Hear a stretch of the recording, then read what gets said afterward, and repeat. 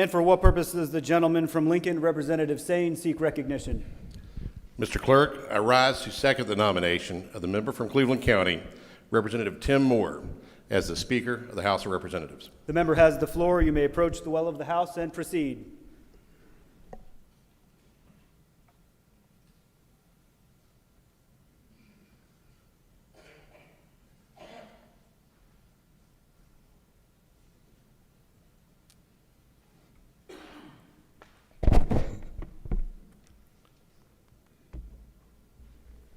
Mr. Clerk, members of the North Carolina House, families, and friends, it is my distinct honor and pleasure to second the nomination of my friend, Representative Tim Moore, for Speaker of the House.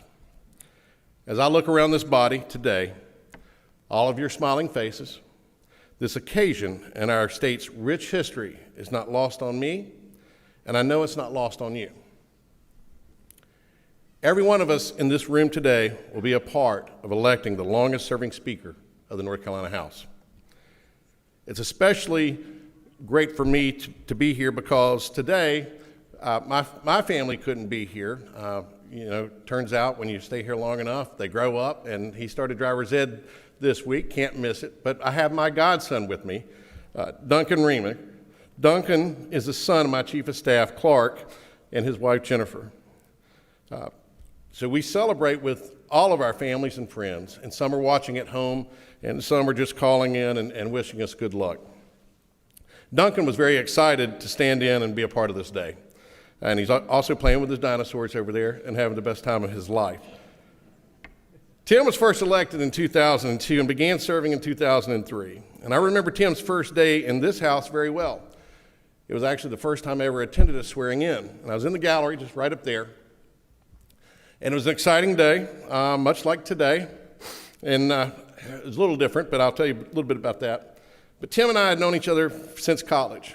We met serving, ironically enough, in the North Carolina Student Legislature. For those not familiar with that organization, college students from all across the state participate in a model General Assembly. They write bills, they debate them, and ultimately learn about the work we do here in the General Assembly. So it's fitting that we should work together here in this august body. But just like you were here today, I was with Tim and many friends, and we celebrated his swearing in. And his boys were little guys, and I remember that. I remember seeing the family on the floor. Everybody was excited, and they were just small guys. Those guys are sitting in here today. They're not small guys anymore. They're grown up. But it was a little different, in fact, unprecedented, because that was the session where North Carolina made a little different history when the body elected dual speakers. We don't have that kind of excitement today, thankfully. It's by no mistake or happenstance that Tim Moore should be the longest-serving speaker.